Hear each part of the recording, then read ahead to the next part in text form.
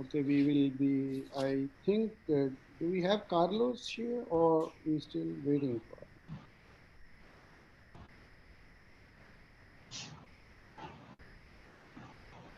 Hello?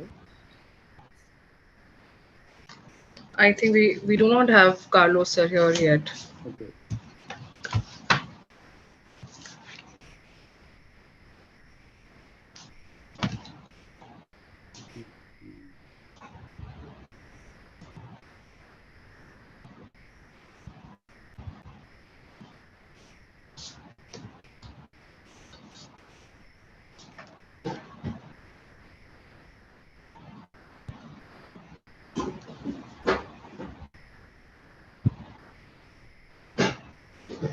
Can we then, since it's just 5 o'clock and maybe, I don't know, is it something that he has Should timeline?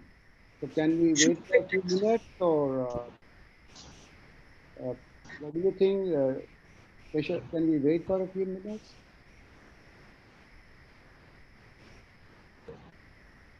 No, You're muted. over 100 participants. Okay. We're waiting.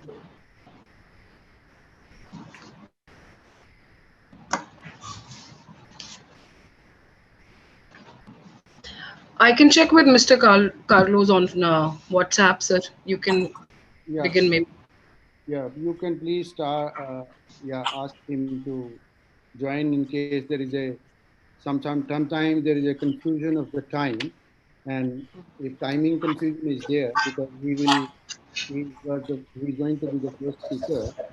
So I'll start my work and then probably then you can meanwhile interact with him. Okay. Yes. All right. Good evening, friends. I'm very pleased to welcome you all to this important uh, webinar on the future of strong nutrition profiling, popularly called NPM, for healthy food systems in India to prevent the burden of non-communicable diseases. The Government of India is currently in the process of developing cutoff points for the front of pack labeling, the FOPL, under a broader legislation of the Food Safety and Standards Authority, Labeling and Display Regulations 2020. The reason for us being today organizing this webinar, which is part of a series of work which we are going to do in the coming months in here,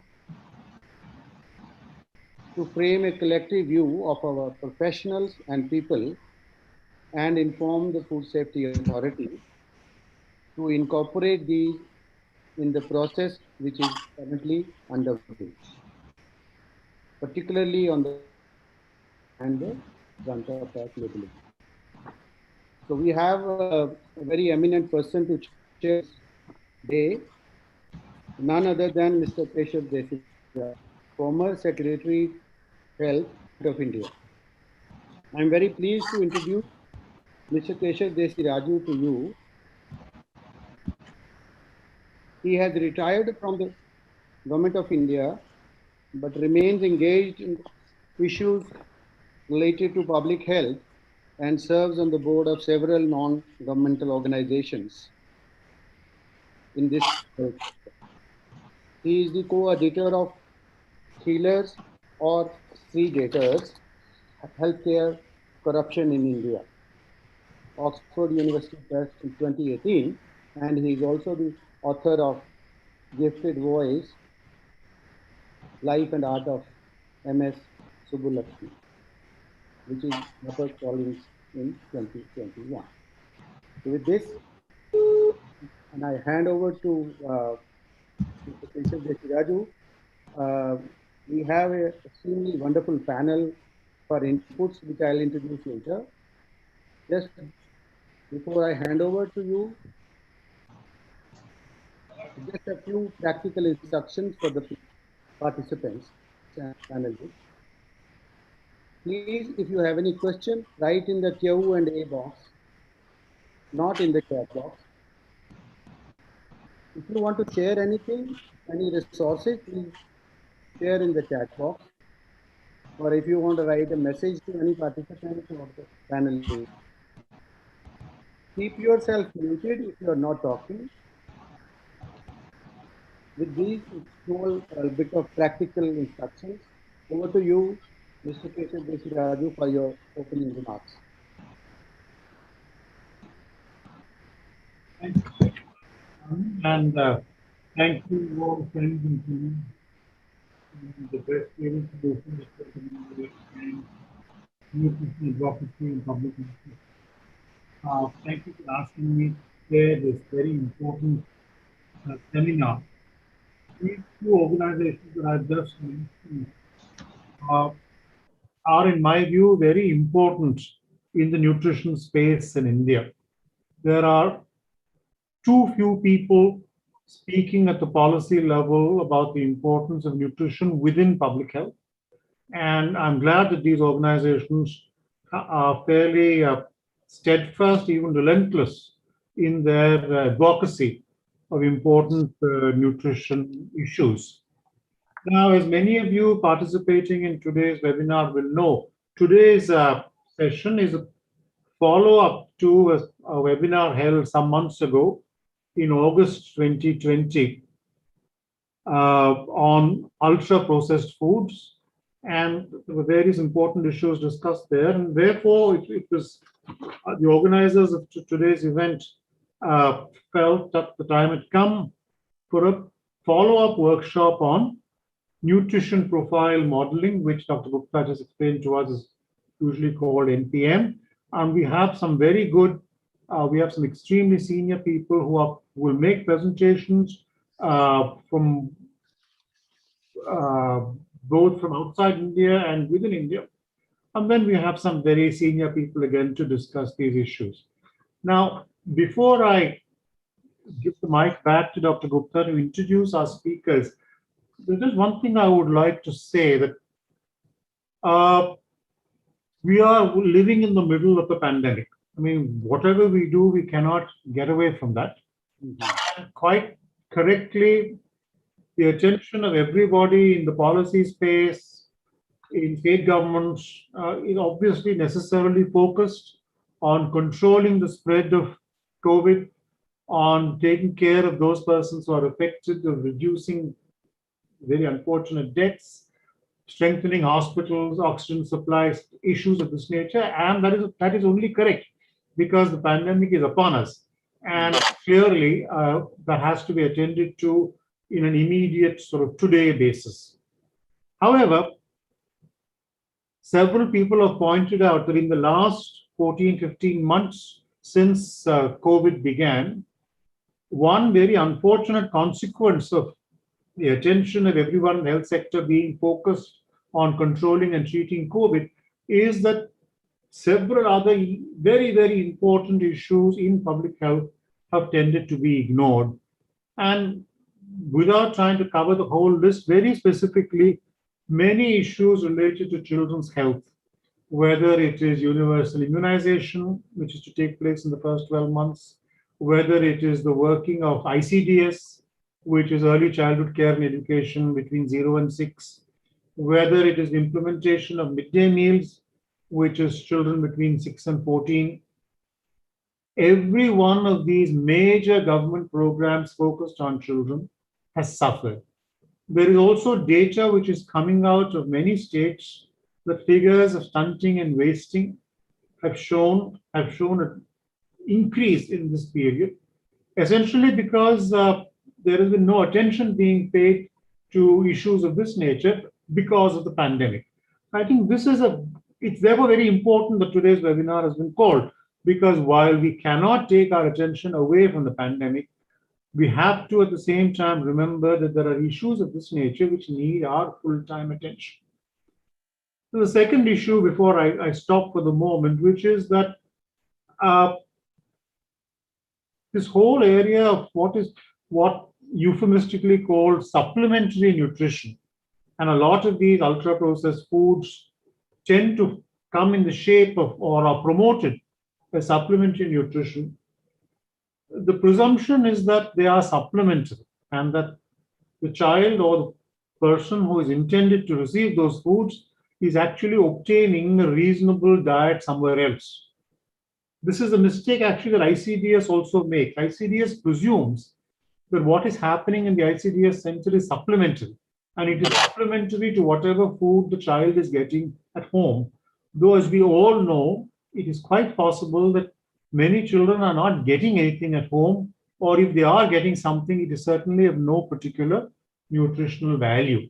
And which is why it becomes so crucial that what is given to them under the government program of ICDS, or likewise what is given under midday meals, it has to take, it cannot, we cannot deceive ourselves into thinking that this is supplementary, because quite often it is the only reasonable meal that child is getting. Now, if therefore, if through government schemes we are promoting foods that may not meet the appropriate standards of nutritional quality, it is a very serious matter indeed. Because not only is the child not getting adequate nutrition at home in the normal course, but the nutrition being supplied through government programs is in itself likely to cause other problems as and when the child, as the child grows. The consequences of bad nutrition in early years leading to non-communicable diseases, obesity, diseases of this kind in adulthood is what we're going to be talking about today. So it's a very, very important and difficult area. How do we learn to address the whole issue of nutritional deficiency in India's children? How do we ensure that policymakers, regulators are aware of the seriousness of the problem? And these are the questions which I hope discussions of this nature will provide answers to. I'd now like to request Dr. Arun Gupta to introduce our two lead speakers of today, Professor Carlos Monteiro of the University of São Paulo in Brazil, and Dr. K. Madhavan Nair, formerly of the National Institute of Nutrition, Hyderabad. Dr. Gupta, the floor is yours. Thank you so much for your opening remarks. I will, okay, so we have, has Carlos joined? Yes, sir. Yes, I'm here. Hi, Carlos. Wonderful. Hello. Thank you. Thank you for joining. And I understand there was some miscommunication of the time. Anyway, so Yes. I'll now introduce the two speakers for the next session, as well as I will like to introduce the session. Nupu, can you put down the slide first? This one, I just want the other one first up, right? So I'll take a couple of minutes to use my time for introducing this session of today in that with its objectives. Let me begin with one of the disturbing facts globally as well as nationally with this. I'll just share the slide here. And okay, which that the consumption of ultra processed foods is rising. So is in India as well. And to give you an example how it looks like, if you see this graph, this is the black one is the consumption of beverages, ultra processed beverages, and the gray one is the ultra processed foods. So this is kg per capita, this is in liters per capita. From 2005, it is increasing. For example, let's take the foods first, around 2 kg. It is up in 19, it is up to about nearly 6 kg and is going to be about 8 kg by 24. That's the projection. And similarly, the beverages, if you look at, start from less than 2 kg in less than 2 liters in 2005, it is going up in 2019. It's projected to it's about 7 now and projected to reach about 10 liters, 9.95. So that's an important thing to remember, that what are we up against. Even we are aware that there is enough scientific evidence growing by the day that ultra processed food products are harmful to our health. It is therefore quite clear that India needs policy interventions, which we are working towards today, and government is also working, and we are here to give inputs. We do not want to go the way with the US or the UK has gone. That's 50% and above their diet contains ultra processed foods, as on the data suggests. So ultra processed food intake inherently helps in overconsumption. That's where the whole problem contributes to obesity and non-communicable diseases. And pervasive marketing has a lot to do with it. Marketing is usually persuasive, especially targeting children and use of celebrities. This ends up displacing our real foods, unprocessed or minimally processed foods. When we consider policy options, there are many, of course, which are high taxation on sugary foods, front of pack labeling, school food environment improvement, all are critical. The government is already working on some of them, like high tax on sugary foods in India. GST is the highest. School food environment, we have taken some action, but this point, which we are working now, is currently underway. You will get to hear what is happening in this area worldwide and in India. You will also hear today what are the gaps which we need to bridge. Governments have the mandate to take action to shift the consumption away from harmful products. Let me add a little bit of an alert here, a caution. We should fall prey to the food industry, which has been playing games since 99. I'm sharing this article from 2013 in New York Times called The Extraordinary Science of Addictive Junk Food, which reveals the whole story when in 1999, 11 CEOs of food industry met in Philadelphia in US that they were worried. They were worried because people started making noise of the health risks from the sugar. What they did, they came up with a conclusion. I quote, "We are saying that the industry should make sincere effort to be part of the solution." Continues, and that by doing so, we can help to diffuse the criticism that's building against us. So that was the conclusion of that 1999 meeting, and we are still up against the same industry. They're getting successful. They are always there. They are always on the table. Meetings are held. In all the meetings that we understand a lot of industry. My question to today to all the participants is, should food industry have a say in deciding what is harmful food product? So thank you, Keshav, for this. And now I would like to introduce Carlos. He is a professor of nutrition and public health, School of Public Health, University of Sao Paulo, where he is heading the Center for Epidemiological Studies in Health and Nutrition.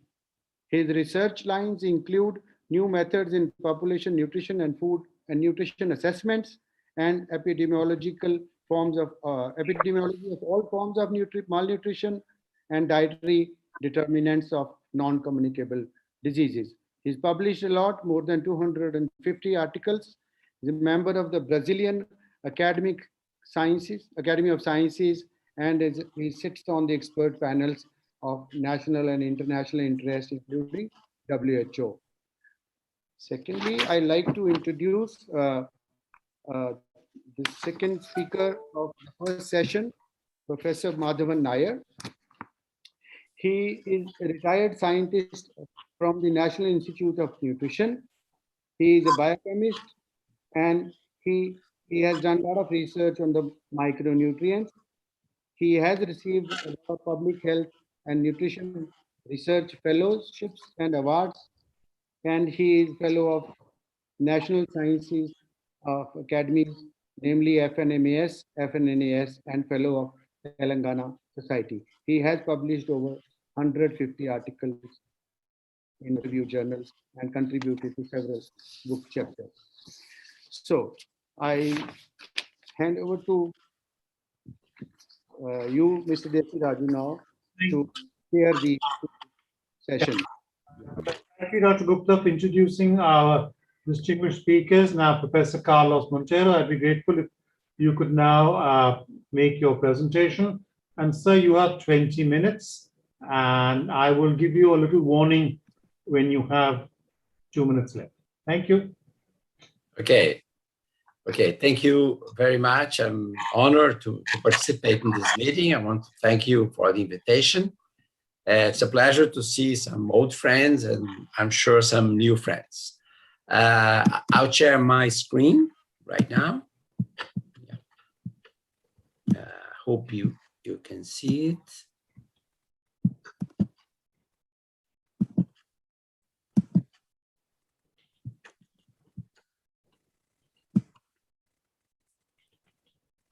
Okay.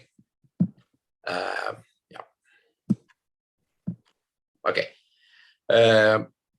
So I'll talk today to you on the criticality of rigorous nutrient profile models in regulating packaged foods. Well, this is the outline of my 20 minutes. I'll start with giving you some definitions and discussing some terminology. Then we'll see what are the reasons for controlling packaged foods, ways of regulating packaged foods, and particularly I'll spend more time in the topic of how to identify those foods that need to be regulated. So first of all, when I talk about packaged foods, I'll be talking about food and drink products with more than one ingredient that include added salt, added fat, or added sugar or sweetener, right? So we are not concerned to regulate staple food or packages of rice or beans. This is the base of the healthy diet. So we are talking about products with more than one ingredient that had some addition of salt, fat, or sugar. These packaged foods, they can be divided into two groups. One is of processed products, and those are very simple and very old in general processed foods that contain food plus salt, fat, or sugar. Examples here we have bread, cheese, and canned food. The other group that is really increasing in the food supply is ultra-processed products. Those are actually not food. They are more formulation of industrial ingredients, and they always contain salt, fat, or sugar in general in great amounts, but they go beyond. They include chemically modified food substances. So we are talking here about hydrogenated fat, high fructose corn syrup, modified starches, protein isolates, and or cosmetic additives. And these will include flavors, colors, emulsifiers, non-sugar sweeteners, etc. And they contain these cosmetic additives exactly because they contain little or no food.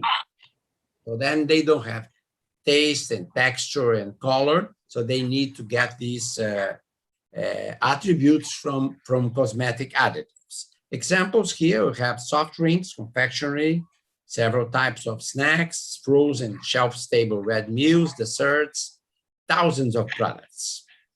Well, why regulate packaged foods in general? So why regulate products with more than one ingredient that had added sugar or added fat or added salt? There are three reasons. So important. First of all, we know that excessive dietary content of sodium, sugar, and fat increases the risk of very important causes of morbidity and mortality, including obesity, diabetes, hypertension, dyslipidemias, heart diseases. And we know we see in the worldwide today one pandemic of obesity and diabetes that made, among other things, made COVID much more severe, as we all know. The second reason is that the fact that there's evidence, and I'll show to you this evidence in a moment, that consumption of packaged foods increase the dietary content of sodium, sugar, and fat. And finally, and not less important, consumption of packaged foods, particularly ultra-processed products, is rapidly increasing worldwide, and in particular in countries as India and Brazil, low and middle income countries in Asia and Africa and Latin America. Well, where's the evidence that, that some critical nutrients, including sodium, saturated fat, free sugars, they increase the risk of NCDs? These are in several publications, but they are particularly the basis for WHO recommendation on population nutrient intake goals. So WHO has guidelines on all these critical nutrients based on the evidence that excessive consumption of these nutrients, they increase the risk of obesity or diabetes, cardiovascular disease, etc. So for now, WHO makes recommendation on sodium, free sugars, total fat, saturated fat, and trans fats. And by examining the evidence, updated systematic reviews and meta-analysis, a very serious work, a continuous work, by the way, WHO says to us that diet should have less than 1 milligram of sodium per kilocalorie, less than 10% of free sugars, less than 30% total fat, less than 10% of saturated fat, less than 1% of trans fats. So this is the evidence which is continuously updated by WHO.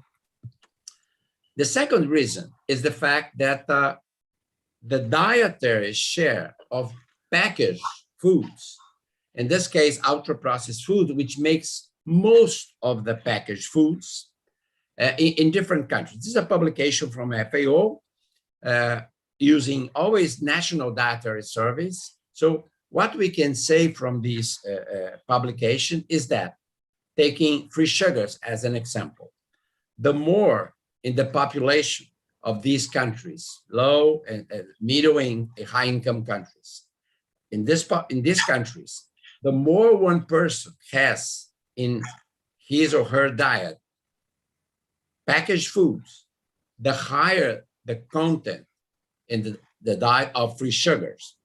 And more important, you see that only the lowest consumers of ultra-processed foods, those that consume 5 or 10% of calories from ultra-processed foods, they have free sugar below 10%. All the others have more. And you see that in all these countries, when the packaged ultra-processed foods correspond to more than 50% of the energy intake, which is the situation in the US, in UK, in Australia, what happens? The free sugar content can go to 20%. So 1 in 5 kilocalories come from free sugars, one nutrient that whose requirement is 0. And one nutrient that the more we consume, the higher the risk of obesity, diabetes, and other diseases. The same thing for saturated fat. You see that only those lowest consumers of packaged foods, they reach the recommendation below 10%. All the others go to 12, 13%. And where is the evidence that the consumption of packaged foods is increasing? So here, you already saw some data from this recent paper from Philip Baker and colleagues. So you can see here the sales, not consumption, that there's no data on consumption, but the sales is a proxy of consumption. The sales of soups, frozen potatoes, instant noodles, ready meals, sweet biscuits, confectionery, breakfast cereals, all these packaged foods together, the sales in different world regions. Then you can see that in Australasia and North America, here, not drinks, just foods, the sales can go to more than 100 kilograms per person per year. You see that there's the sales is different from between regions. And in South Asia, where India is, you see that we have the lowest amount, the lowest sales, but as you saw before, the trends toward a very quick increases. Here you can see India in the with all these 80 countries in the world where this statistic is on sales of these packaged foods. You see that although the consumption is very low, it's still very low, the increase is about 8% per year. So this means that in a few years, you can double the consumption of these packaged foods. So those are the reasons to regulate packaged foods. They increase the amount of critical nutrients, and the consumption is increasing very fast. How we can regulate these packaged foods? Several possibilities. Marketing restriction, which I particularly think is quite important, particularly in our countries where the consumption is low. In high-income countries, perhaps it's not so important because most people already make most of their diets of packaged foods. But in countries as India and Brazil, where most calories still don't come from these packaged foods, the driver of increase is aggressive marketing. So marketing restriction is very important. Taxation is absolutely important. Prohibition of sales in schools and health settings, very important in terms of education. Front of package warning labels, which is what we'll discuss more today, is also very important. And actually, we need all these measures at the same time. But how to identify unhealthier packaged foods, those that need regulation? So my experience that I can share with you comes from my involvement with a group of colleagues that have developed the PAHO nutrient profile model. So the nutrient profile model for the region of Americas. The purpose was to help in the design implementation of all these regulatory policies, including front of package warning labels. And all the work was done by an expert consultation group commissioned by PAHO that I had the pleasure to be part of. Well, how we define the criteria to identify those packaged foods that should be regulated. We decide to use the cutoffs exactly corresponding to the cutoffs defined by WHO as those that protect people from, in the diet, that protect people from NCDs. So these are less than 1 milligram of sodium per calorie for sodium, less than 10% for free sugar, 30 for total fat, 10 for saturated fat, and 1% for trans fat. And what was the reason? What was their rationale for adopting this level? So then I want to spend some time in the rationale, because I think that this was very, of course, we discussed a lot of other alternatives, but finally, what was clear for us that the most obvious and the most logical criteria were those that make the content of a food, the maximum content in one critical nutrient in one particular food, equivalent to the same cutoff, the same level that protect people from NCDs in the diet. So we decided, based not only the cutoffs, but also the nutrients. We decided to use exactly those nutrients that are recommended from WHO. There's a recommendation to reduce the consumption, right? So, and then we decide to align the criteria with these guidelines from WHO. So this means that if in the future, because this is a continuous work, right? So if in the future WHO adds another nutrient or withdraw a nutrient or change a cutoff, then immediately the PAHO nutrient profile model will do the same. So there's a complete alignment between the PAHO nutrient profile model and the WHO population nutrient intake goals to prevent NCDs. Here, of course, we discuss, yes, the recommendation from WHO is for diets, it's not for individual products. But what we consider is that the more we add in our diet one product which has a content of a critical nutrient higher than the maximum level allowed for the diet, we will be increasing the probability of our overall diet exceed those same levels. And this is what the main reason to adopt, to extend to individual product what we have in the diet. But at that time, we didn't have, we have some indirect evidence of this, of the fact that the more we add individual products with the content of critical nutrients above the maximum level permitted for the diet, we would increase the probability of inadequate nutrient intake. Now we have the evidence for this. So I prepared this slide only for this meeting. I did this in a few days. I asked some colleagues that are working with those national dietary surveys to do this that I'll show to you. So I'll show you data for two countries. So one high-income country and one middle-income countries. Because these are still unpublished data, then I put country X and country Y. So in country X, we have the high-income countries. 57.8% of energy intake comes from packaged foods, either processed or ultra-processed, most ultra-processed, but packaged food as a whole. And then what you see here is the actual prevalence of inadequate intake of free sugar, total fat, saturated fat, trans fat, and sodium in the actual diet as it is right now.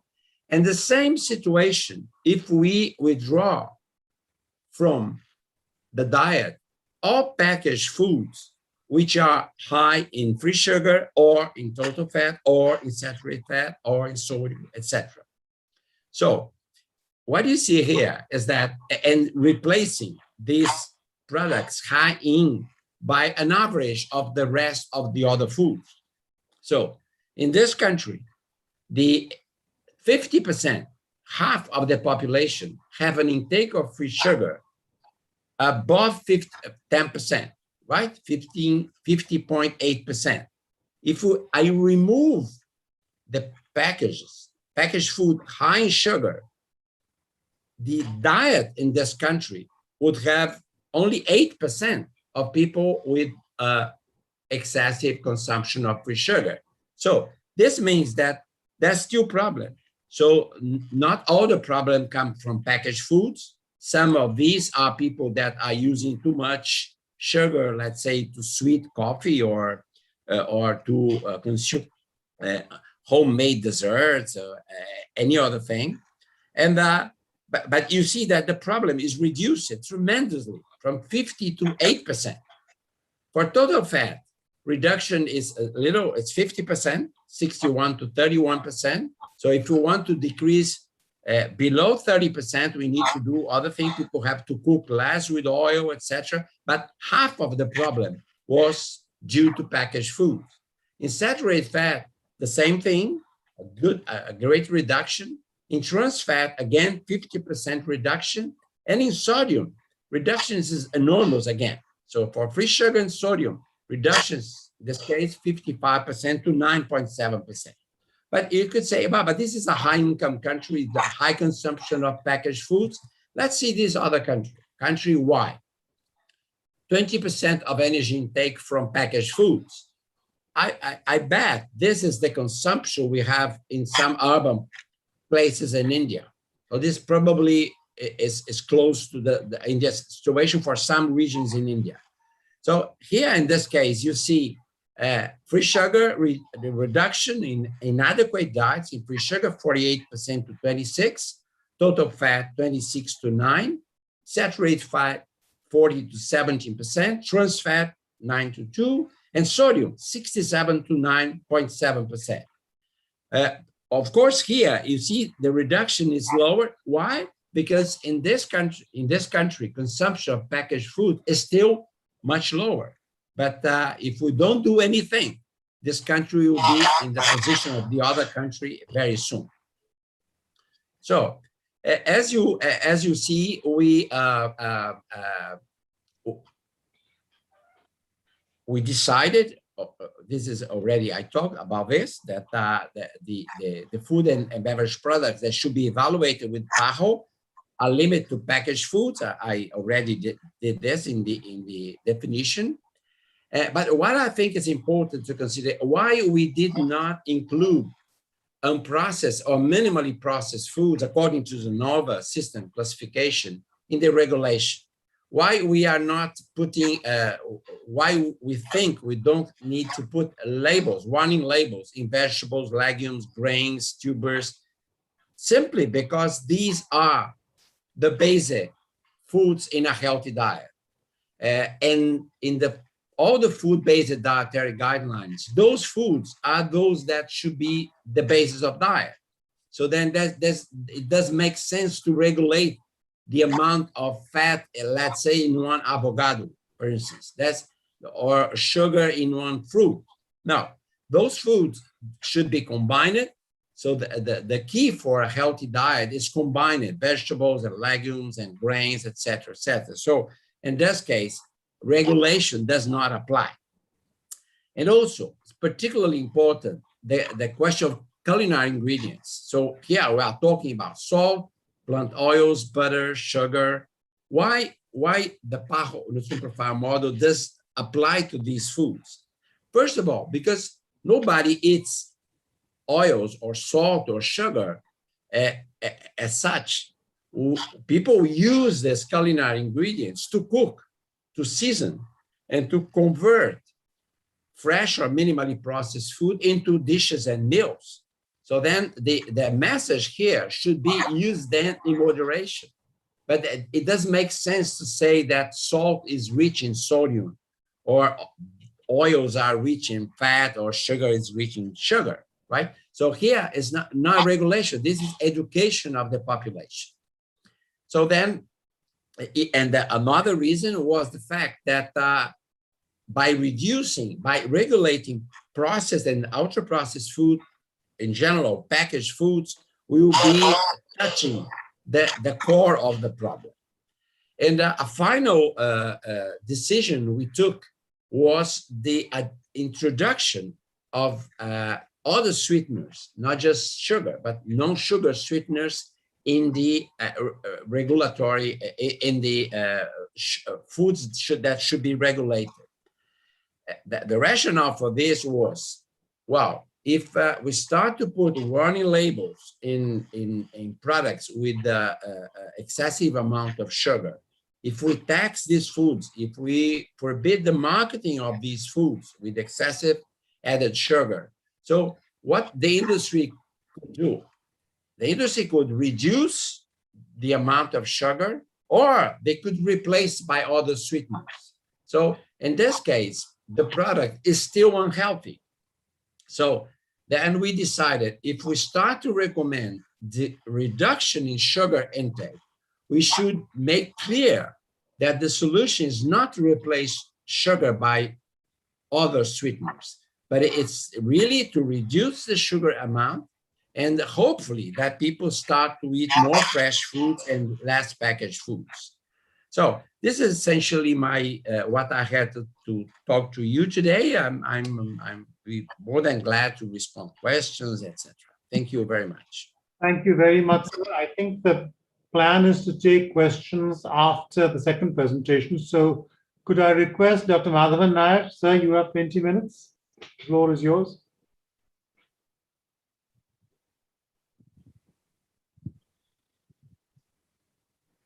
Dr. Madhavan Nair, are you there? I can see you're muted. Arun, will you unmute him? I don't think BPNI team, Yashika, can... Hello. Yes. Yes, sir, it's done. Dr. Nair, you have 20 minutes. Your time starts now. Yeah. Thank you, sir. Thank you very much, Chairperson. And I'm indeed very happy to be part of this very, very important meeting because it directly impacts the consumer or the society, and it can make an impact ultimately to the health of the people.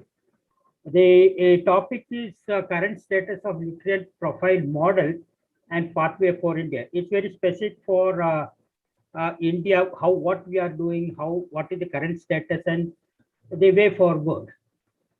Now, what I'm trying to present today is the current status. That's basically the formulation of the regulation of labeling and display regulation of 2020.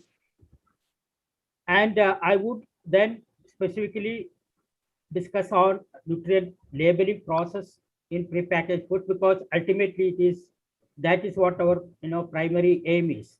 Then detailing of nutrition information, how it is done or how it is being projected in the regulation, and what this nutrient profile model development process for India is.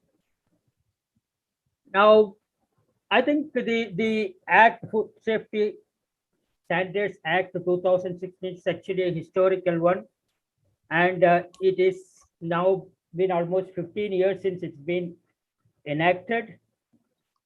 There are a lot of progress that has happened because there are so many committees. After 12 years, I can see there are about 21 scientific panels working on various aspects of it. It's really a big achievement, and I probably consider it as some of the biggest achievement the country is making towards safe food for our citizens. And in this act, section 23, it definitely talks about the packaging and labeling of foods. And there are various, it is actually consumer centric because it is the primary principle is of food safety, and it is actually to protecting of human health and protection of consumer interest. And also it talks about, or it provides provision for, in case where there are reasonable grounds to suspect that food may present a risk for human health, then depending on the nature, seriousness, and extent of that risk, the food authority shall take appropriate steps to inform the general public of the nature of the risk to health and identifying to the fullest extent the possible food or the type of food, the risk that it may present, and the measure which are taken or about to be taken to prevent, reduce, eliminate the risk. This is very important because ultimately we are trying to inform the public the quality of food, whether it's safe or unsafe, and how it can be done. So the Act actually gives provision for that, and there is always a scope for us to improve the quality of food in our chain. And also it ensures the protection of interest of consumers and shall provide a basis for consumers to make informed choice in relation to the foods they consume. This is also very important, but ultimately there has to be system to understand and inform and select a particular food of their choice. That's what is probably required, and that is what probably we are working on. Now, if you look at the sequence of events that has taken place in the regulation, we are going to talk about the current status of the regulation, food safety standard labeling and display regulation, because that is where this issue related to. Dr. Madhavan, excuse me, are you using your presentation or we are not able to see that? Is that? Yeah, I'm using.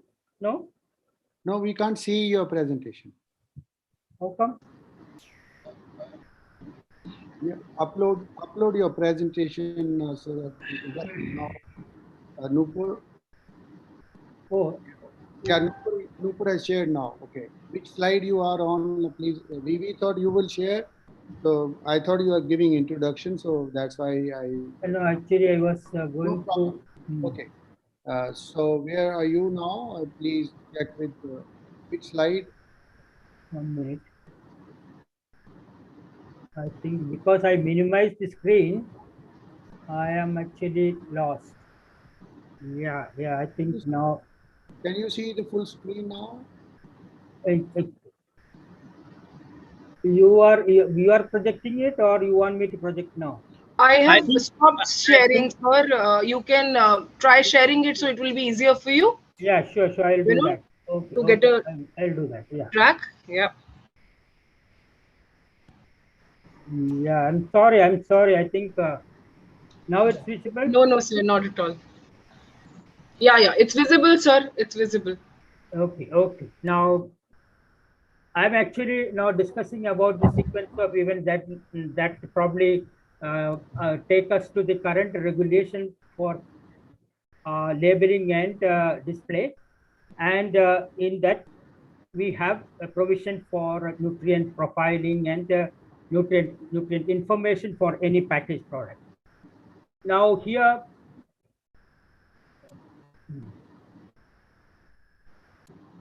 how to remove this? What is on top? Okay.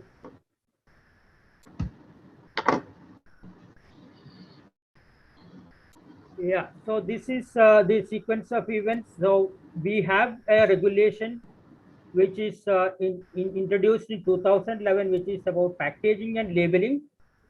And that regulation talks about or provides provision for the important labeling provisions for all packaged foods.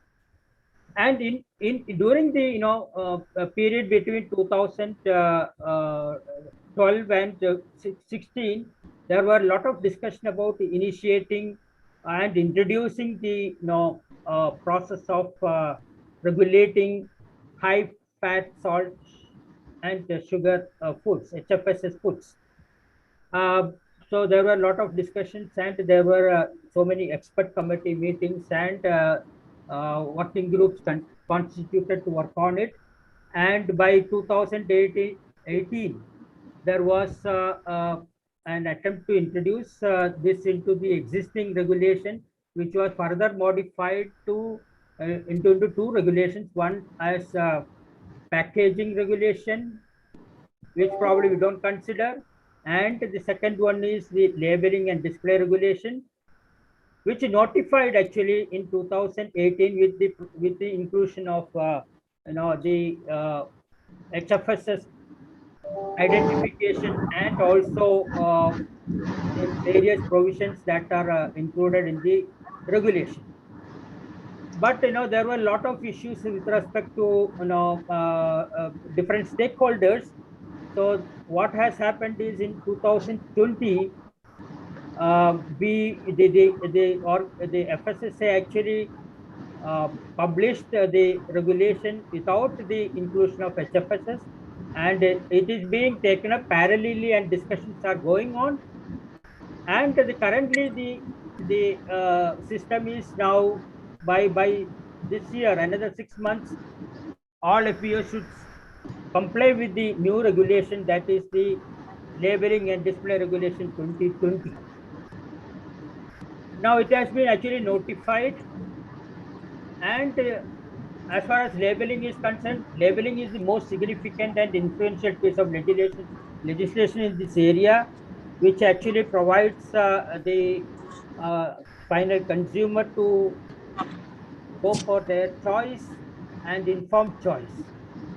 And labeling is a process of providing compulsory information, and the particulars indicated on the product must be easy to understand, visible, legible, and indelible.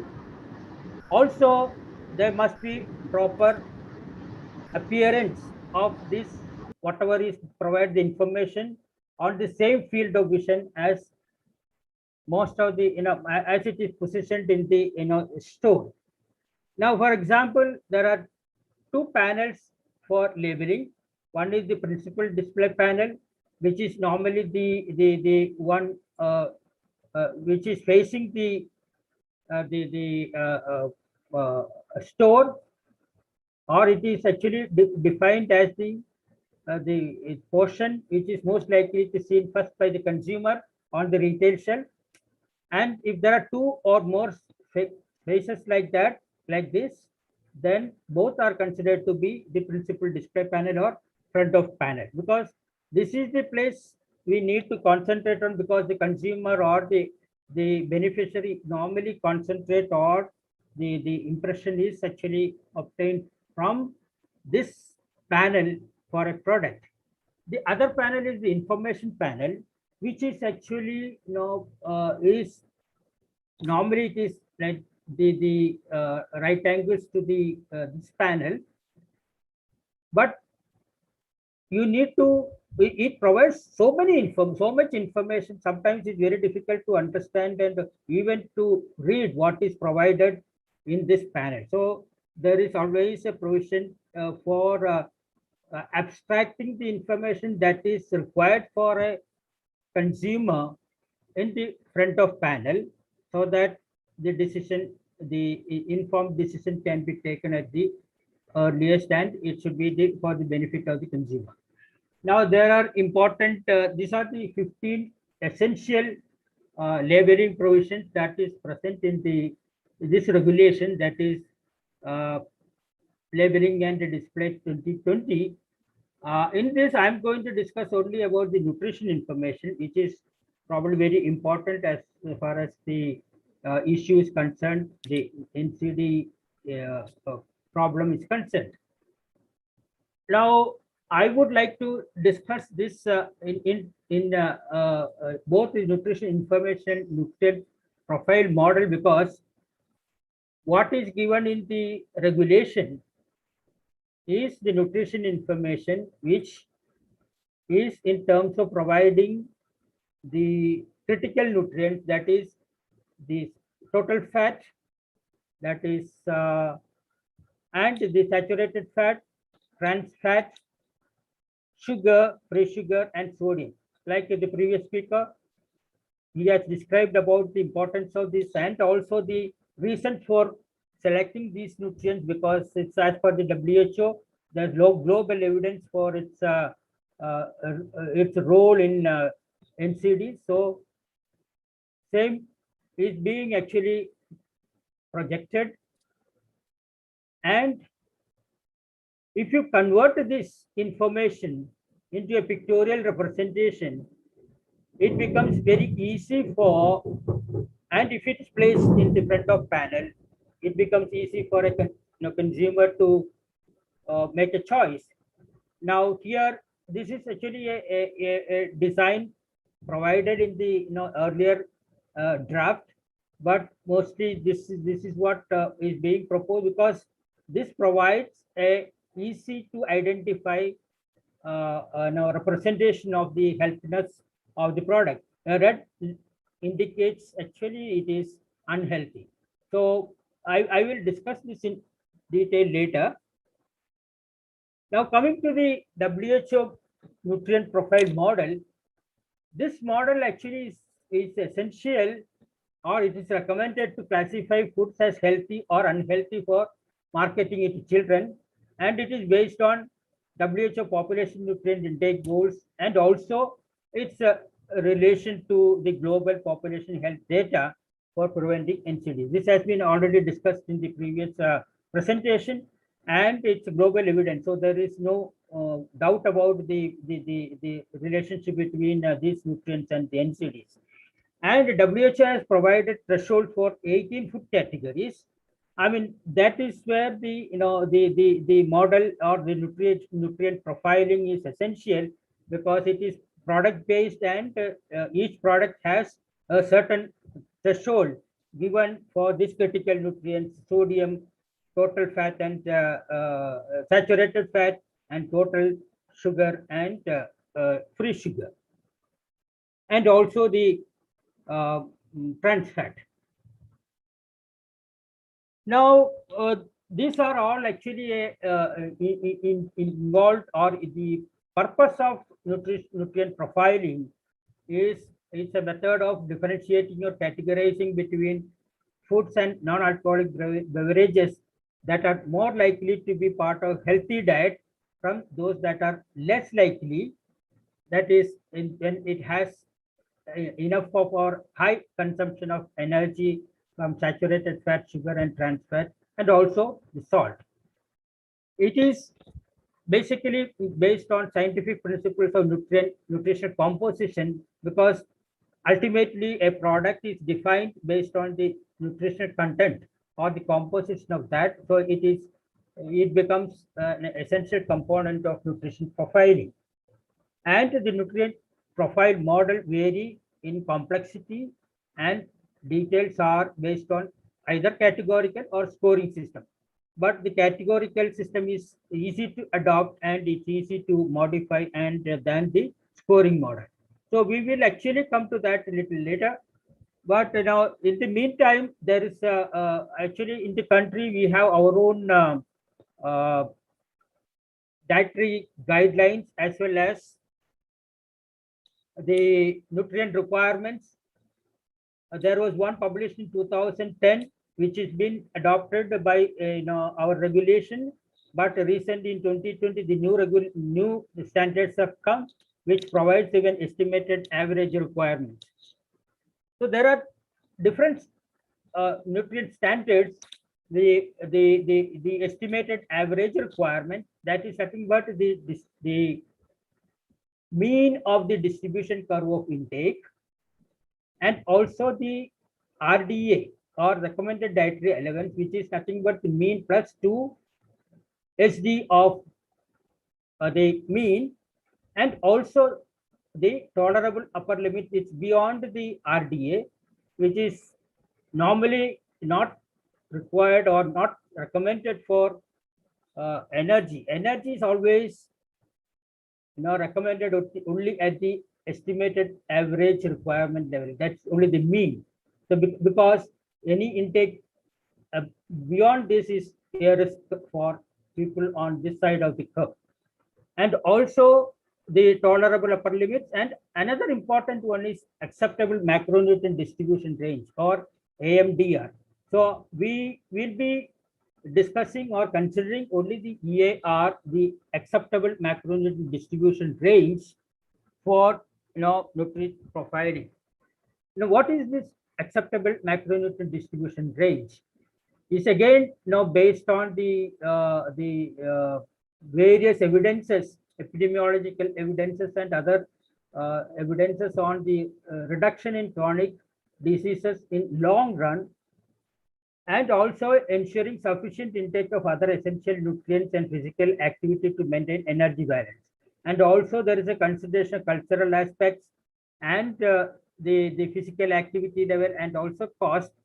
The new committee has designed or revised the total carbohydrate intake to about 55 to 60 energy percent. And also the protein, of course, protein is 10 to 15%, which is probably not we are not going to discuss about that, but it is again an important nutrient that provides some amount of energy, and fat, which is actually 20 to 30 energy percent. Now, always, and when it comes to energy, it is the range, the AMDR, the accepted macronutrient distribution range, 20 to 30% energy is what normally we consider for any food. Yet daily intake is within that. And WHO also has given this information in the table form, and this is except now there is a reduction in the lower limit of fat intake. It is 15 to 30%, and for saturated fat it is less than 10%, and for trans fat it is less than 1%, which is already discussed by the previous speaker, and free sugar is less than 10%, and also salt, it is less than 5% per day, or about 2000 milligrams per day. And another important concept that is being adopted for nutrient profiling is the daily energy requirement of about 2000 kilocalories for an adolescent of 10 to 15 years, and also for moderately active female and a male child. So this forms the base for computing the nutrient profile. And all the total energy of 2000 kilocalories, and these are the maximum limit that is set for this energy to be obtained from either fat, saturated fat, like total fat is 30%, saturated fat less than 10%, and trans fat less than 1%, and also free sugar less than 10%. Now, this is actually the new data what is being presented in the 2020 RDA.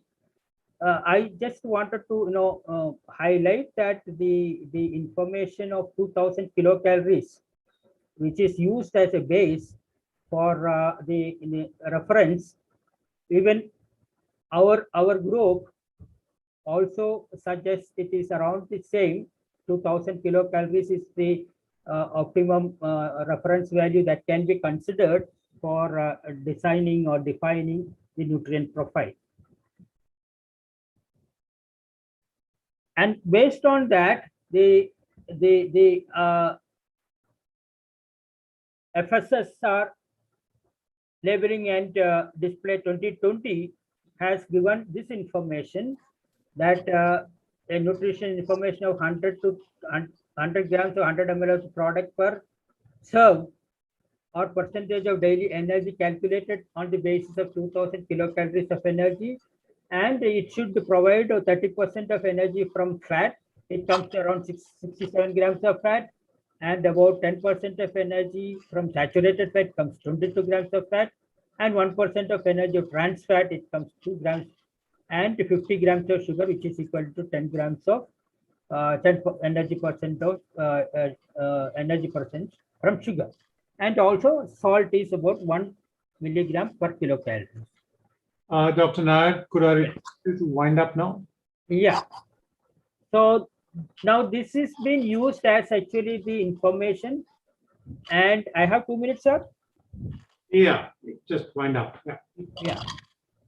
So it actually gives that information in either as per serve or per 100 grams, and also as percentage of reference value. Here it is being used as GDA, that is percentage guidance value, which is considered to be 2000, and it should be within that. Now, the another important concept for designing or establishing the threshold for various products category is that about the 2000 kilocalories are split into 3 main meals. About 25% of the energy requirement is met for each meals. There are 3 meals: breakfast, lunch, and dinner. So 25% of that energy is for that purpose, and the remaining 25% is now split into 2 snacks per day, that is 10 and 12%, and it is being considered to be around 230 kilocalories, and which should be about 100 grams of the product. This information is very essential to compute the threshold for these products. And compared to the WHO 18 product category, we have only 16 product categories. And also there are certain categories exempted from these levels because of they are not used directly, or they are only used as a culinary ingredients or raw ingredients. They are exempted from this labeling purpose or these threshold levels. Now, based on that, the HFSS is defined something which is having higher amount of energy coming from sugar, that is around more than 10%, or from trans fat more than 1%. And also there is actually a schedule 1 which provides the actual level of saturated fat and sodium that can be considered for preparing this product or classifying this as healthy or unhealthy.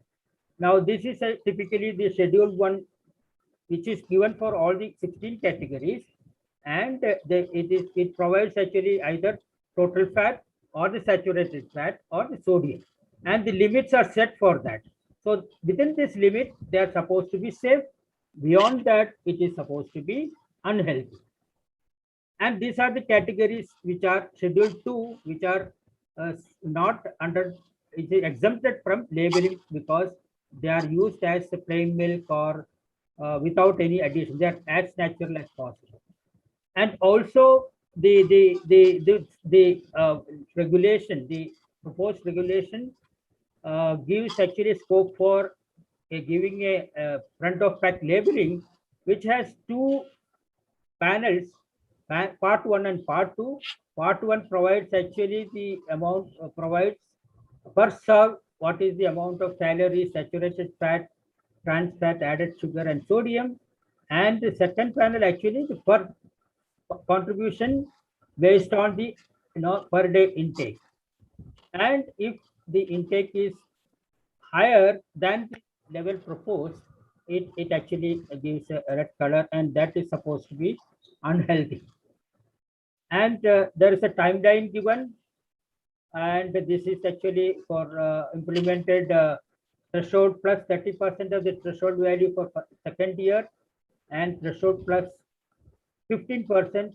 I think this is a first year 30%, second year 15%, and by third year all the products have to be complied with the threshold levels.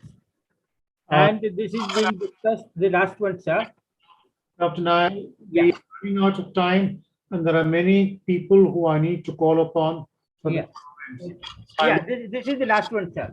I just want to conclude saying that this is the way forward. We need a successful consultative process to finalize it. Establishing threshold and format for FOPL needs to be done. Pilot testing of most of this thing has to be done, especially in children. And time frame for implementation and the gazetted NPM in India, sensitization of all stakeholders, implementation, and benchmarking of food sold in school canteens, compliance and monitoring of formulation, impact of on NCGs. All this needs to be the way forward. And to conclude, I think we have made a lot of progress.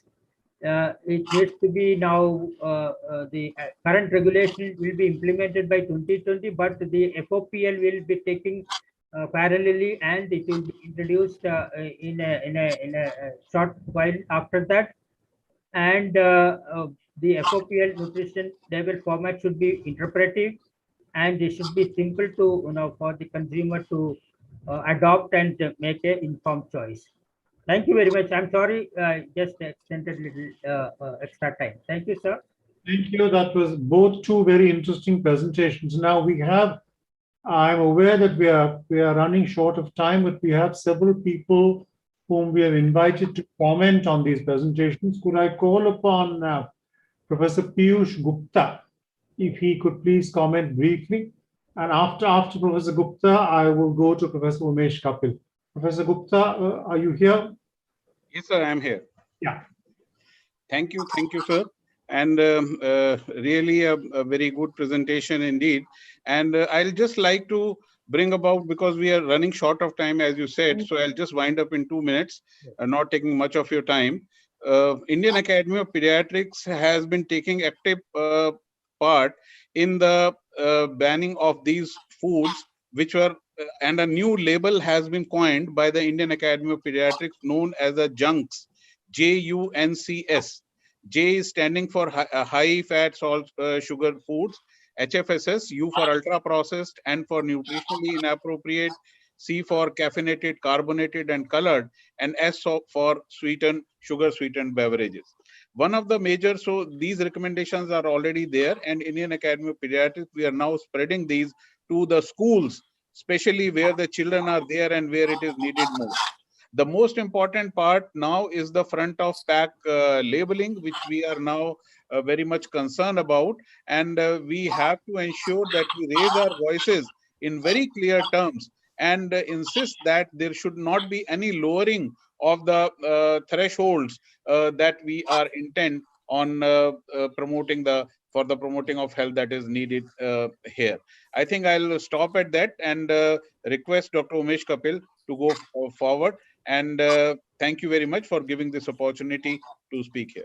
Thank you, sir. Dr. Sir, Dr. Umesh Kapil, it's my... Yeah, we can hear you. Please. Okay. Okay. First of all, good evening to all dear friends meeting after a long time. I will be very brief in the interest of time. We must remember that these packaged foods, ready-to-eat foods, are part of the socio-economic development of any country. If you look at the women emancipation, the women employment, and so on and so forth, we do have a problem. Everybody is short of time, and then they depend upon the packaged foods, ready-to-eat foods for their home cooking. Now, what is the nutrient profile model has been discussed in detail, but what is most important is the government of India is trying to make an effort so that in the long term, that these foods, the packaged foods, which are high in salt, sugar, and fat, their consumption should be reduced over a long period of time. It cannot be done overnight. So that's a step towards regulation of between healthy and unhealthy food. And Dr. Piyush has rightly pointed out the front of package labeling is an important tool which has been taken up for the education of public so that people can decide about what food is healthy and what food is not healthy. Now, again, when we try to put down the FOPL packages, FOPL on the packages, there is an issue that the industry, the food industry, is a major bottleneck. They don't want it. They say it should be made voluntary, and the government of India is trying to put their best foot forward so that it can be put in. Now, last word on the front of package labeling is that Chile started in sometime in 2012, and still what they have been able to achieve with a mission mode of advertisement and the mission mode of health education, they have said that the purchase of food which are rich in high in salt, sugar, they have reduced. But what has happened, whether the consumption has reduced or not, we don't have much of the scientific evidence on that. I personally feel that this is a very good step. We need to take it up through to general masses, and we have to take care of it in subsequent timing. Thank you very much, sir. Thank you very much, Dr. Kapil. Dr. A.K. Rawat, could I request your comment? Good evening, sir. Good evening. Thank you very much, sir. What I will make 2 or 3 comments. Number one is that labels hide more than they reveal. There should be something like negative points also, that this food item, what it doesn't contains. For example, regarding breast milk, we have to mention that this breast milk, mother's milk is a vital fluid. It is a dynamic fluid, and while the formula is having, it is a inert fluid. Parents have actually become the victim of clever and misguiding advertisements. It doesn't tell, the labels will not tell that the mother's milk have 200 components in the human milk. They work synergistically, and this formula is divide of them. The main purpose of the mother's milk is not nutrition. We are not able to convince this, or we are not able to tell it to the mothers. The primary function of the mother's milk is to protect from infection, to provide innate immunity, and to ensure brain growth, and then the acquisition of the affiliative behavior, and to develop the microbiome of the gut, which will be there with the rest of their life, even in the adulthood. The mother's milk also shapes the eating behavior of the child later in life, because he is exposed to the flavors of all the food which the mother has been consuming in the antenatal period and during lactation also. So I think that the labels should have some negative points also, that this will not provide what the mother's milk provides. Thank you very much, sir. I will stop here only. Thank you very much. Thank you, Dr. Rawat. Could I request Professor Sachdev to come in now, please? Professor, if you could, to your comments on the presentation refer, and you could also look at the questions that come in the box. And if there are some answers. Yeah, sir, I think let me summarize. First of all, there is no doubt generally India is thought to be a hungry and a starving country, which is true to some extent, but not maximally. The real problem right now is of the overnutrition, as the Comprehensive National Nutrition Survey has shown. Even in children 5 to 19 years of age, 55%, I repeat, 55% of them have cardiometabolic risk factors or metabolic obesity in the form of dysglycemia or dyslipidemia. And just relying on the anthropometry of the children or going for a short or a thin child to say that they are protected is a very important fallacy or a misconception, because the features of metabolic obesity are present in, again, 54% of thin children. So we need to act rapidly, and starting from children to all of the age groups. There is no doubt about it. Carlos has shown very elegantly that high fat, salt, sugar are the culprits, and the standards have been set globally by the WHO, and these need to be adhered to in a very precise manner, as precise as possible. And I and Carlos both are members of these guideline groups, and we know how much effort and time and evidence goes into deciding these cutoffs, which take even a couple of years. So there is science behind this, and we should attempt not to put that aside. We should stick to that cutoff points. Now, the concept that the FSSAI is following is they are doing it in their own wisdom, but there are a few broad principles. One would like to know the evidence by which the nutrition profiling in the country should go about and be done with. And for that, you do need some studies to ask the people in a country as diverse as India, with urban areas, rural areas, illiterate areas. And I'm pleased that the WHO India country office is taking some steps and has commissioned these studies, which will help us to inform. All that Dr. Nair presented and everything was really, it is there, it is interesting for a scientist, for me also, but even if I have to ponder over everything, it takes me time to absorb what the information is. So the point I am trying to make is very straight, simple thing should be there. People have used traffic lights, which are there, which are showing that this is not a good food. This is not to be encouraged. This is to be discouraged. So simplicity is the thing. Apart from whatever it is, we have to have a label. And if I give an analogy to the smoking, a malady which has been present for such a long time, the industry took a lot of difficulties to accept it. They had to be forced into it. And I guess the same thing has to be done. We are fighting cartels of industries or the food, which is going on here. And the plea that I have, or whatever understanding I have, is we should not in any way focus on a per serving, which the industry will always want us to do. It is the standards are set or the cutoffs are set on the per calorie basis. And it simply should say, or hey, this is, we discourage you to take it. And then it's the individual's own choice whether he wants to play around with his health or not. You don't have a warning on a cigarette. You have a warning on the entire package. So the same thing should be continuing on that. It should not be per serving or anything. We should not be misled by this. And the FSSAI started doing this, is doing the efforts, and it should be done as early as possible. Now, sir, this is what I wanted to say. Now, the question and answers, what would you expect me to ask the individuals to answer, or would they? Well, since we don't, perhaps if you thought that any of those questions was particularly important, we could take that up. The other questions, I would request Dr. Gupta to separately ensure that answers are made.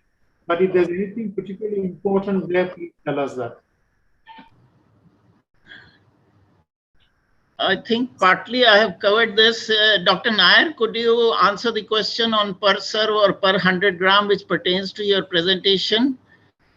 Yes, the school children is important, and as Professor Piyush Gupta has, Dr. Rekha, as Professor Piyush Gupta has said, you were also a part of that committee, and Dr. Rawat, we are doing into that. So your cutoff on 1,000 calories, I think the issue becomes irrelevant out here once you adopt the WHO suggestion or the model in which they have already standardized per calories. So sodium was greater than 1 per kilocalories, and it should not be per pack. That is the point I was trying to make, and it is a very important issue that you raise, and that's for the FSSAI to consider. Yeah. Yes, Then, Dr. Nair, you want to say something? I think the question about per serve, actually there are two aspects to it. One is for the consumer to get how much they consume. That information will be there on the front of the panel as per serve. But there is an information available at the back of pack. That is the information panel per 100 grams, because that is the basis for industry to or people to identify that logo as healthy or unhealthy, not per serve. Per serve is only to for the consumer to understand whether it's a how much they are consuming as part of their daily energy or daily requirement of each of these nutrients.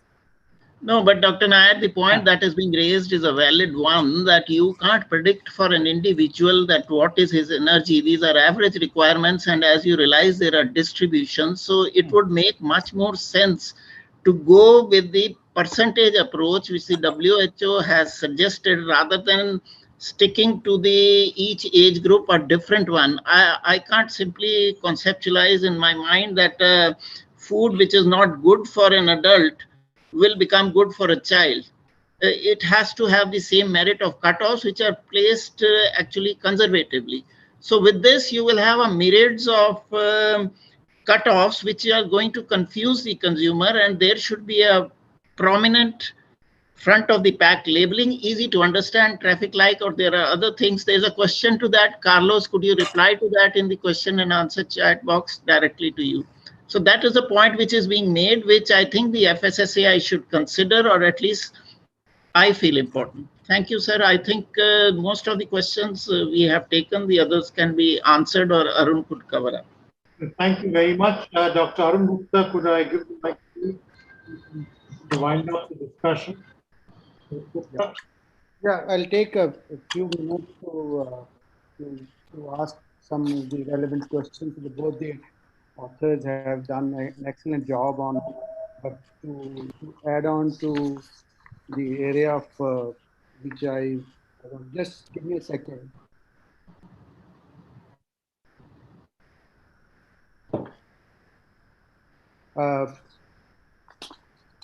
I did write a lot of questions for both the authors, but since time is short, I'll ask a few of them to the authors to get some clarification on the issue. First to Carlos.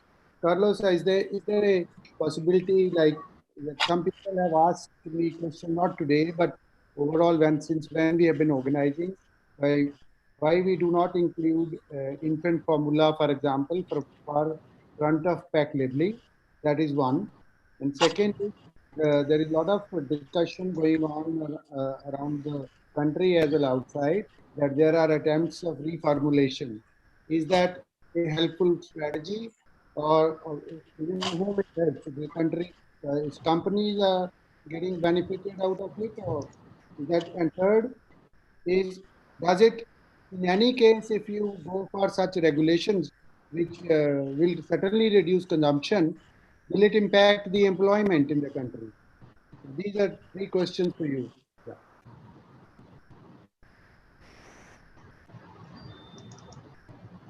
Yeah, you are muted. You're muted, sir. Okay. Yeah. Do you want me to respond right now? Yes, please. Yes. Yeah. Okay. Yeah. Okay. So regarding infant formula, I don't know, but in many countries, Brazil for sure, there's specific regulation on infant formula. For instance, there's no, you can't do marketing, you cannot advertise, you cannot make sales and different things. So that's a very regulated type of product. So that's why it's the warning labels, for instance, does not apply to infant formula. So they are more regulated than others. Yeah, on the reformulation, we see these, I mean, all these policies, taxation, marketing restriction, warning labels, all of them, preferably, they have to be put together. And what's the aim? I mean, we see two aims. One is reformulation.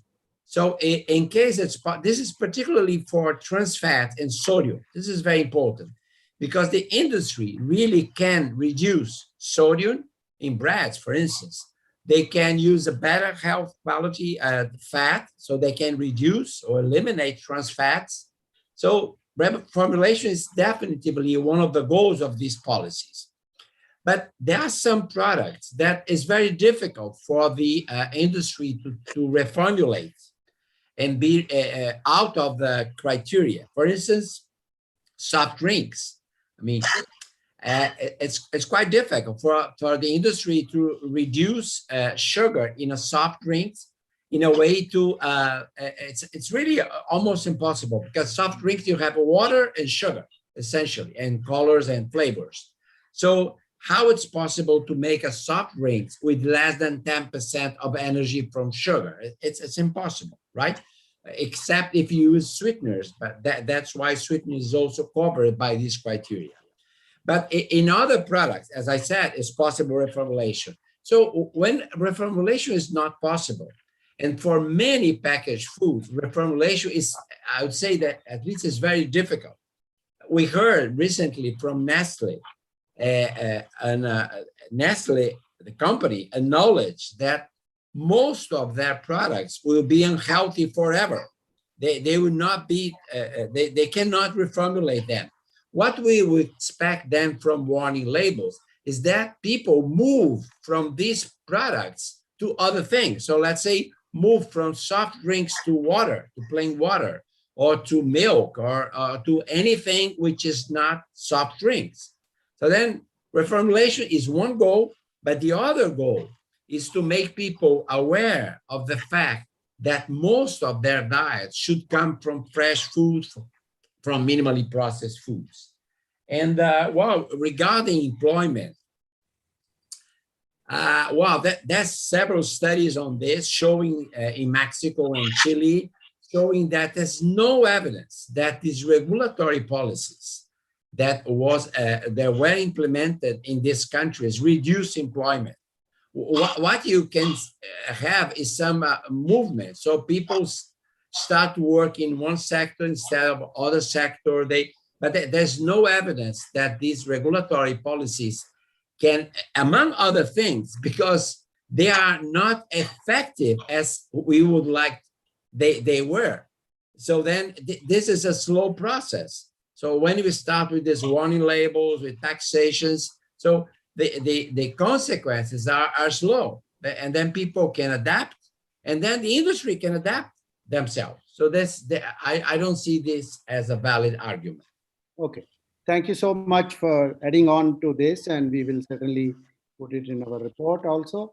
And now coming to Professor Madhav Nair, I have a couple of questions on the ongoing work, which you said that we are expecting a consultation. So one of the question is, how can we engage with you or the working group which is doing this work, as well as the scientific panel? That's question number one. How can we send you the comments and all, which can be considered, if not accepted?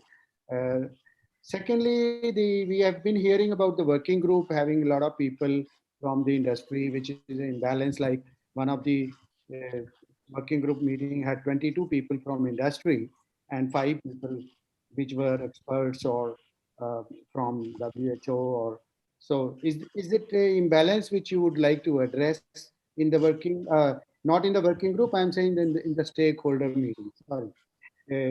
And thirdly, when we are talking about a lot of number of food, 16 or 18, the WHO also, CRO also has 18 food groups. Is there any possibility of, I was reading about that when we did calculation and how the sales data, we did divide into drinks or beverages or foods. So if we have a NPM for foods and one NPM for beverages, would that be a good strategy? Yeah, these are the three questions for you.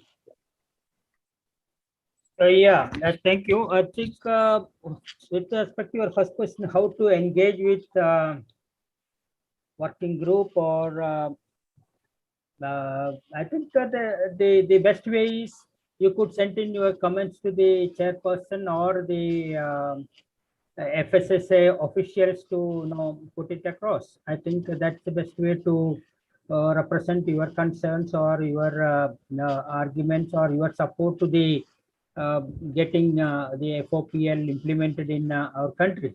Okay. That's one. The second one is you said about the large number of industry being present in it's not actually in the working group. It's actually you are talking about the consultative group. Stakeholder group. Yeah. Yeah. So the consultative group, I think there is representatives from consumer forum. I don't know why. I mean, it's not my area to comment upon. Okay. Okay. So it is probably you should again put up this with the FSSAI. Okay. And the third one is regarding food group and yes, maybe beverages versus the food. Mm-hmm. I think there is a conversion factor that is being used when it is a beverage. Beverages, I think it is in 100 ml. But again, if it is energy based, then there is always the conversion factor will be same only for either it's food as solid or as liquid or as a beverage. Okay. So it is energy based. So that's why I think even for a beverage, I mean it is energy that is the base. Okay. So it may not make much difference. I don't think you need to probably have two independent factor because it's energy is the base. Okay. Okay. Just one question I got to add to, because you said you would write to the FSSAI for both the things. And can we also request the working groups, what the working group is currently working on its recommendations? What are those like? We hear that there is a recommendation of the working group in terms of change in the thresholds. So which Professor Sachdev mentioned about, or other people also suggesting that the FOPL should follow WHO standards. So is there a possibility of sharing those reports so that we are able to understand and your rationale as well as the, and last one is the have there's some research on type of label going on in the country, we heard, and is that something which you can also share? Yeah. Thank you. Sir, I think I should probably make a disclaimer here saying that I'm actually presenting as a scientist and as in my personal capacity only, not as a part of the authority or the government. So it will be very difficult for me to answer your question, but what I would probably suggest is we are once it is finalized, I think it will be coming to the public domain. We are in the consultative process only. It's not is being finalized or this thing, but we have our own panel who are all I mean from various organizations. I mean, it is a process of discussion and deliberations and consultative process. That's why I put the path ahead is a successful consultative process to make it effective, work for the country. I mean, that is very, very important, and I feel that is what we are trying to. I mean, it is not. I'm not being part of it, but there is a FSSA is doing that, and that is where where at least we can start from somewhere and put it into practice, and with the time we can. I mean, reduce, or we can really do the titration of the levels, or maybe even redesign the thresholds, whatever it is. I mean, there's so many opportunities coming up, but it is best to have a successful consultative process to implement the FOPL at the earliest. Okay. Thank you so much. Over to Mr. Keshav Desiraju for your closing. Thank you, Arun. Well, friends, thank you very much. This has been an extremely interesting session, and as with all such interesting discussions, we have run out of time. There are still a large number of questions which may not have been attended to, but I hope this process of discussion will continue. I just have one closing comment. Now, unlike most of you, I mean, I am not a nutritionist, but I worked in the health policy space, and this question of regulation becomes hugely important, the efficacy of regulation. Clearly, the solution that is being proposed is through tighter, tougher regulatory mechanisms, and more what are seen as more effective details presented on packaging and things like this. But I do believe that in a country like India, we have to ask, are these working? Professor Montero, in his presentation, for instance, talked about prohibiting the sale of these kind of foods near schools, about front of package warnings, increased taxation. All these things have been tried in the case of tobacco control, I think, and there are lessons to learn. Has it worked in tobacco?